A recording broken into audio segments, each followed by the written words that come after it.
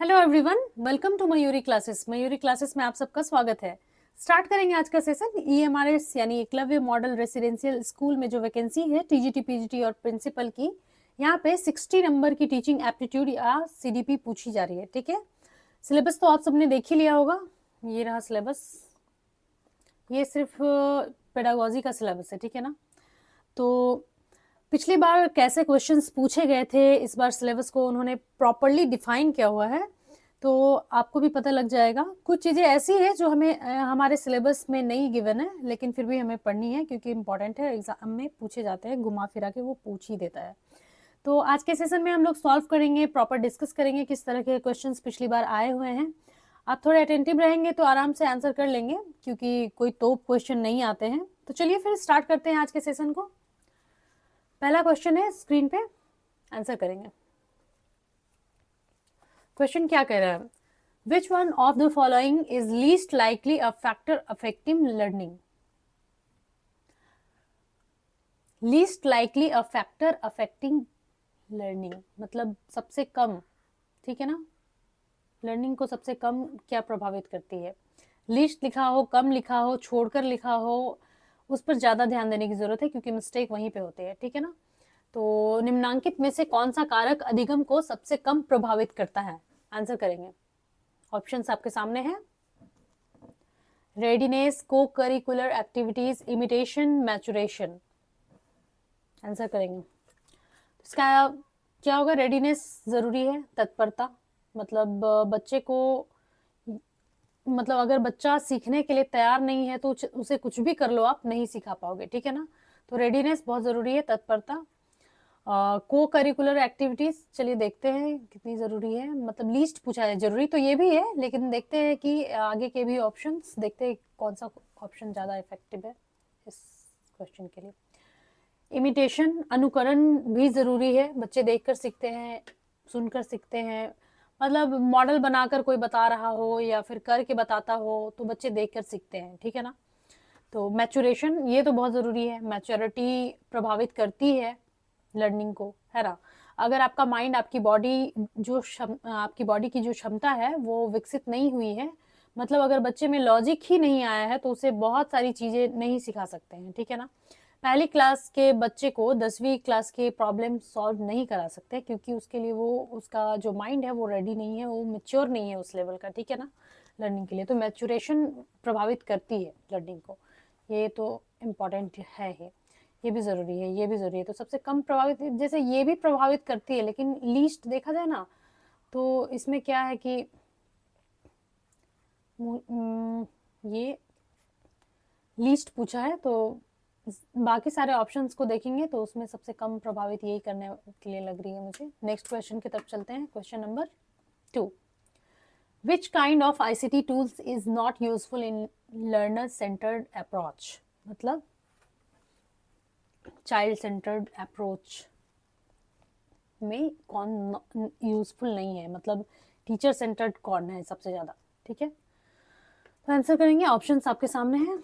जैसे इसमें पूछा क्या है, किस प्रकार के सूचना संप्रेषण प्रौद्योगिकी उपकरण शिक्षार्थी केंद्रित उपागम में उपयोगी नहीं है?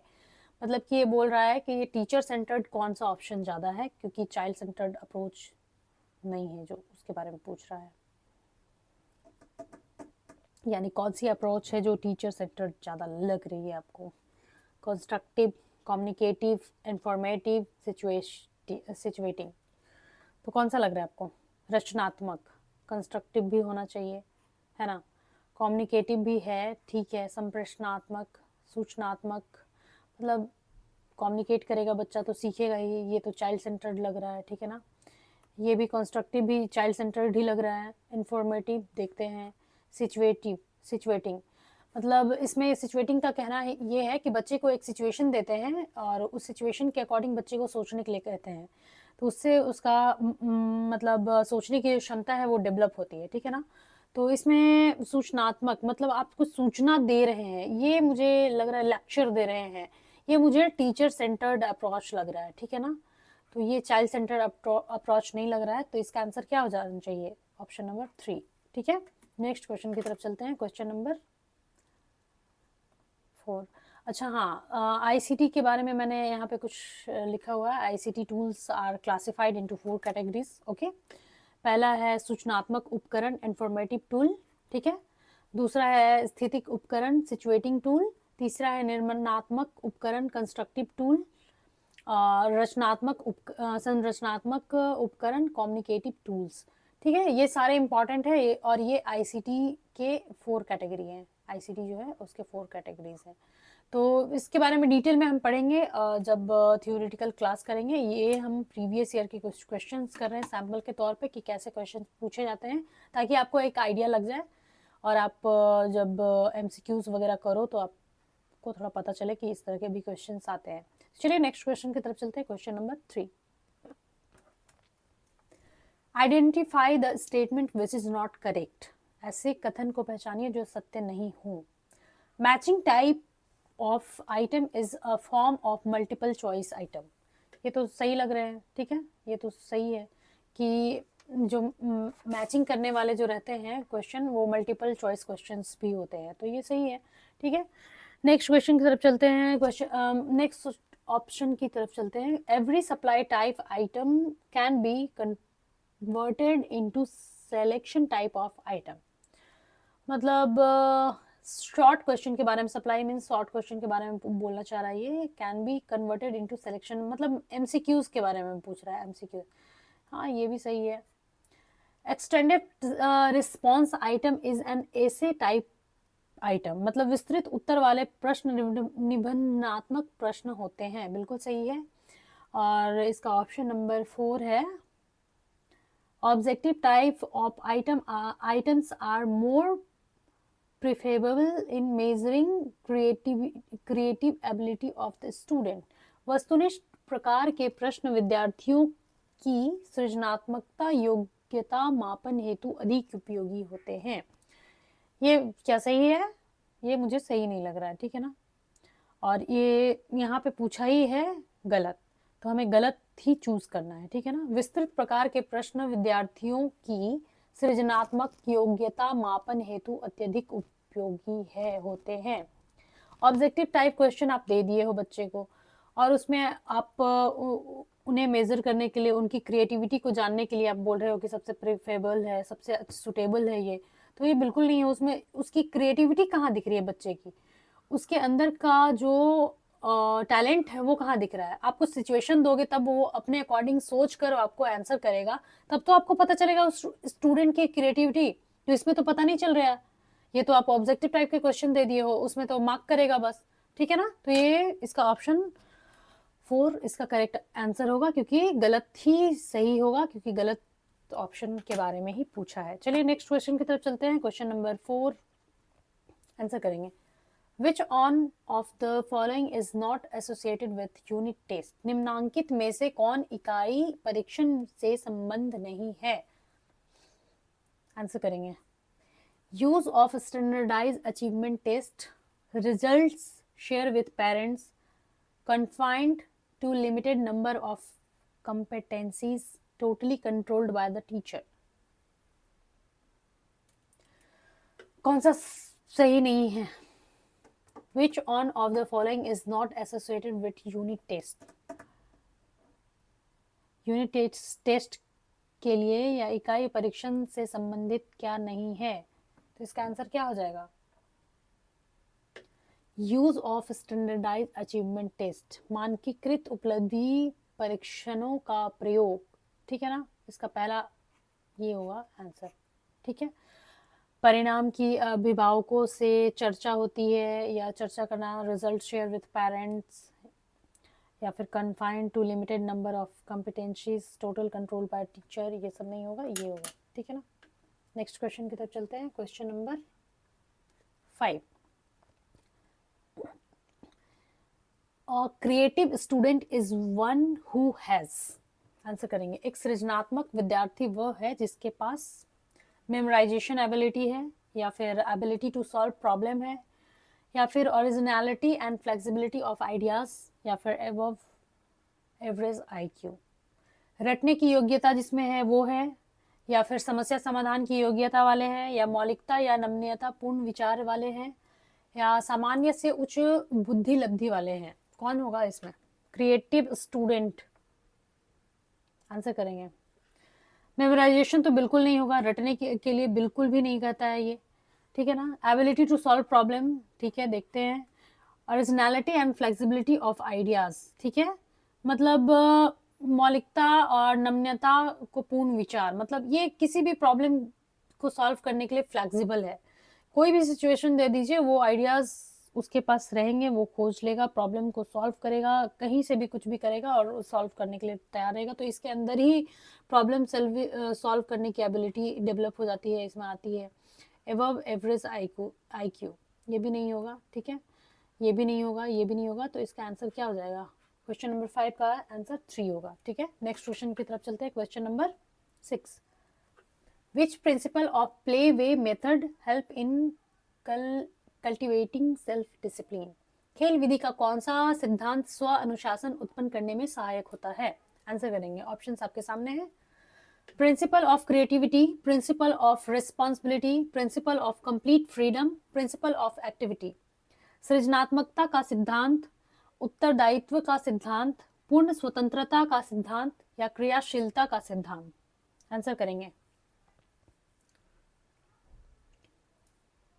Which principle of playway method help in calculating self-discipline? Principle of creativity, ये playway method के लिए तो देखते हैं। Principle of responsibility, self discipline को कैलकुलेट भी करना है प्लेवे मेथड से, ठीक है ना। खेल विधि का कौन सा सिद्धांत स्व अनुशासन उत्पन्न करने में सहायक होता है? क्रिएटिविटी पता नहीं, देखते हैं। प्रिंसिपल ऑफ रिस्पॉन्सिबिलिटी, ये भी देखते हैं। Principle of complete freedom, complete freedom से तो नहीं होना चाहिए मुझे लगता है। प्रिंसिपल ऑफ एक्टिविटी, एक्टिविटी से भी नहीं होगा। क्रिएटिविटी में भी बच्चा क्रिएटिव मतलब क्रिएटिविटी करते रहेगा तो उसमें तो सेल्फ डिसिप्लिन का नहीं आता है। तो प्रिंसिपल ऑफ रिस्पॉन्सिबिलिटी, उसे रिस्पॉन्सिबिलिटी समझ में आएगी बच्चे को, तो वो खुद ही सेल्फ डिसिप्लिन हो जाएगा, ठीक है ना। तो इसका आंसर क्या हो जाएगा? Option number 2। चलिए नेक्स्ट क्वेश्चन की तरफ चलते हैं, question number 7। Complete the statement. In teaching if nothing has been learned, nothing has been. कथन को पूरा कीजिए। यदि शिक्षण में कुछ भी नहीं सीखा गया हो तो कुछ भी नहीं। Examined, observed, taught, studied. जांचा गया, अवलोकित किया गया, पढ़ाया गया, अध्ययन किया गया। क्या होगा?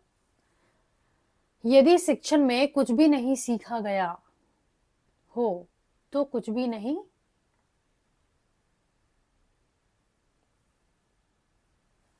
तो इसका आंसर क्या हो जाएगा?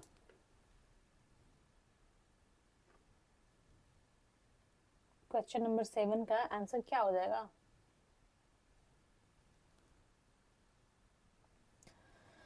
तो देखते हैं। एग्जामिन, जांचा गया, मतलब यदि शिक्षण में कुछ भी नहीं सीखा गया तो कुछ भी नहीं जांचा गया, ये तो नहीं सूट कर रहा है। ऑब्जर्व, अवलोकित किया गया, देखते हैं। टॉट मतलब कुछ भी नहीं सीखा, मतलब उसे कुछ पढ़ाया ही नहीं गया होगा, या फिर अध्ययन किया गया, या फिर उसने कुछ पढ़ा ही नहीं होगा, तो क्या होगा? इसमें ज़्यादातर रिस्पॉन्सिबिलिटी किसकी होती है बच्चे के सीखने या सिखाने में? मतलब बच्चा अगर कुछ रिस्पॉन्ड नहीं कर रहा है, आप कुछ सिखा रहे हो, तो इसमें ज़्यादातर रिस्पॉन्सिबिलिटी किसकी आती है? टीचर की आती है, ठीक है ना। तो यदि शिक्षण में कुछ भी नहीं सीखा गया हो तो उसमें किसकी गलती है? टीचर की। उसे कुछ पढ़ाया ही नहीं गया होगा तो क्या सीखेगा बच्चा? तो ऑप्शन नंबर 3 होगा इसका।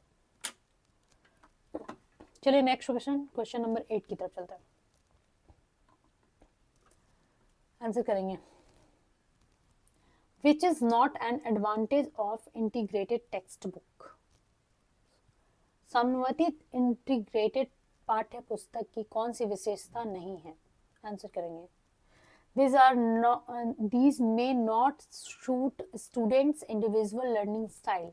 Such textbook provide support to inexperienced teacher. Textbook can be used as a syllabus. These provide ready-made materials. Answer करेंगे। ये विद्यार्थियों के व्यक्तिगत अधिगम तरीके के लिए उपयुक्त सिद्ध नहीं होती है। ये पूछ रहा है कौन सा सही नहीं है। ऐसी पाठ्यपुस्तक अनुभवहीन शिक्षकों को सहायता प्रदान करती है। पाठ्यपुस्तक को पाठ्य वस्तु पाठ्यक्रम के रूप में प्रयुक्त कर सकते हैं। ये तैयार सामग्री प्रदान करती है। Which is not an advantage of integrated textbook. Answer करेंगे। समवितीय पाठ्य पुस्तक की कौन सी विशेषता नहीं है? हाँ, तो इसका आंसर क्या हो जाना चाहिए? ज़्यादा सूटेबल किसके लिए है? ये तो सभी चीज़ के लिए। ये जैसे ये तैयार सामग्री प्रदान करती है, बिल्कुल सही, प्रदान कर तो करती है। पाठ्य पुस्तक को पाठ्य वस्तु पाठ्यक्रम के रूप में प्रयुक्त कर सकते हैं, बिल्कुल कर सकते हैं। ऐसी पाठ्य पुस्तकें अनुभवहीन शिक्षकों को सहायता प्रदान करती है, बिल्कुल प्रदान करती है। ये विद्यार्थियों के लिए व्यक्तिगत अधिगम तरीकों के लिए उपयुक्त सिद्ध नहीं होगी। कैसे नहीं होगी? बिल्कुल उपयुक्त सिद्ध होगी। तो ये गलत है और गलत ही सही पूछा है, ठीक है ना? गलत कौन है? तो ये पहला होगा 8 का फर्स्ट। चलिए क्वेश्चन नंबर 9 की तरफ चलते हैं, आंसर करेंगे। एक शिक्षक सिद्धांत समझाने के लिए पहले सिद्धांत व नियम बताता है और फिर उदाहरण देता है। वह कौन सा उपागम अपना रहा है? A teacher first tells the rule and principle and then cites example to explain the concept. Which approach she or he is adopting? Answer करेंगे। आपने बहुत अच्छे से पढ़ा होगा।